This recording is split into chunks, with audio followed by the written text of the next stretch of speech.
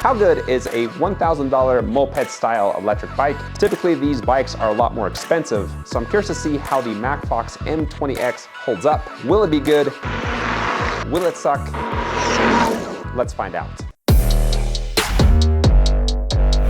If there's a style of bike that I prefer to go fast on, it's this style. There's just something about these types of bikes that are more fun to ride than your typical fat bike. 1 is 10, 2 is 13, 3 is 17. Not quite the speed I was hoping for. 17 is way too slow, but this does have a cadence and speed sensor, so what happens when I pick up the pace? There's 18, but you won't be able to hold that for very long. Well, I got 1 mile per hour faster, and to gain that extra mile per hour, it does wear you out. You won't be able to maintain that for any long distance. So I'm not impressed with the speed with pedal assist. Let's see if the half twist throttle can go faster. And throttle is 22. I got over 20 miles per hour, but in my opinion, you gotta hit at least 25 plus. If you don't, it just takes the funness out of the ride. But for those of you who like a slower moped style bike, there you go. Okay, so speed was a miss for me, but how about acceleration?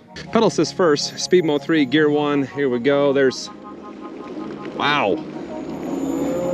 about 4 or 5 revolutions before the power comes on. That is the biggest delay I've ever seen in pedal assist. Then going around 16, 17 miles per hour, if I stop pedaling, that's about a second delay before the power shuts off. If I re-engage, there's 1, 2, 3, 4 revolutions when on the first gear. Now in gear 6, if I begin to pedal, there's 1, 2, 3, 4. Yeah, 3.5, 4 revolutions before the power comes on. Now I checked the advanced settings to make sure the bike was set to the most reactive settings, and it was. I don't prefer to pedal that many times before the power comes on, but maybe there's some people out there that like that. And then here's throttle from a standstill. I got nothing. All right, give it a little kick. There it goes. So you do have to be moving about 3 miles per hour before the power comes on. I'm going 15 miles an hour if I release it. Cuts off pretty quick, re-engage. About a half a second before it comes back on. So a lot more reactive than pedal assist. I'm not sure why they didn't offer a zero start option. The bike does have some weight to it at 66 pounds, so it would be nice not to have to push start it. I'm not sure what the hill rating ability is, so let's see how it does on a 15% grade. 2 block long hill, 15% grade, speed mode 3, full battery. Using both throttle and pedal assist. And this is the trickiest parts.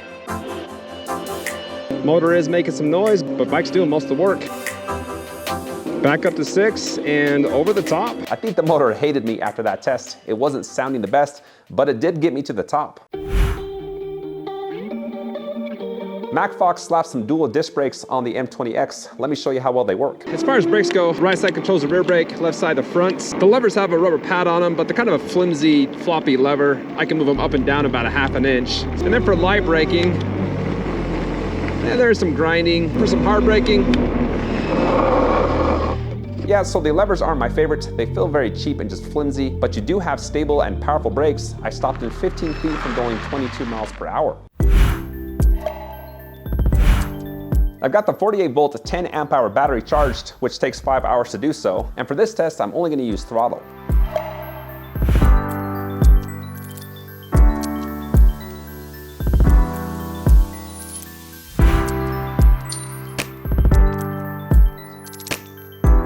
I only had 2 battery updates because the battery level readout isn't that accurate. In fact, the bike died when it was showing 2 battery bars left. And after the first 2 batteries are gone, the power just takes a dive, and I could only top the bike out at about 14 to 15 miles per hour. Anyways, my app recorded 12.65 miles with 306 feet of elevation gain. So range is, yeah.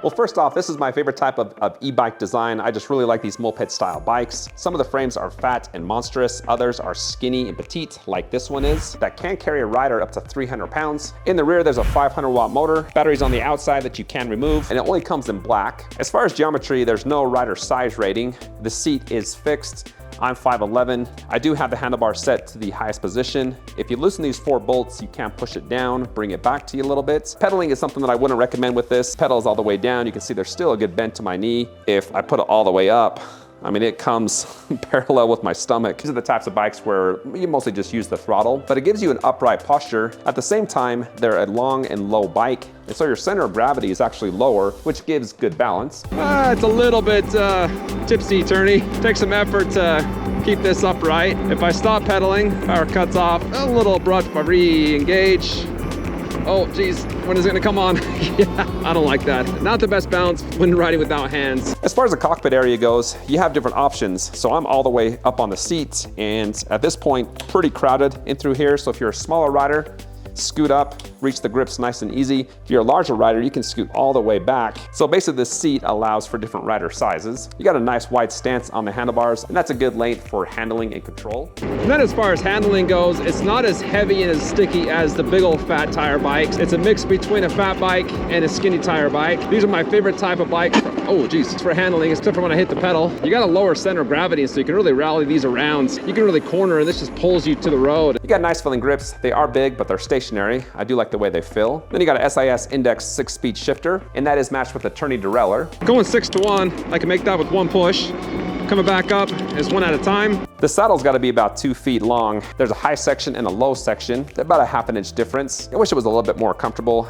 It's fairly hard. Moving down, you got 20 by 4 inch fat tires. And then as far as tire noise goes, they're not the knobbiest tires, so topping the bike out, this actually doesn't sound that bad. I'll just be quiet, let you listen to it. Kind of a mix between road and off-road tires. And then in the front, you got motorcycle style suspension. It doesn't take a lot to engage, which is gonna take care of the smaller bumps and cracks that you find on like sidewalk lines or hopping off from the sidewalk onto the road. It's got a lot of play, a lot of movement in it. It doesn't take a lot of pressure to engage. You got a hardtail and a not so comfortable seat. You wanna be choosy on the type of trails you take this on. The LCD screen and control pad on the left side, just one single unit. Middle button's the power. Up and down to change the pedal assist levels. Hold down the plus button to turn on the headlight. You'll be very visible at night. Nice bright headlight. Tail light is very bright and large. To enter the advanced settings, hold down the plus and minus, and then the power button to scroll through the different levels. And in the description, I'll have what each of these P settings means, and that's it.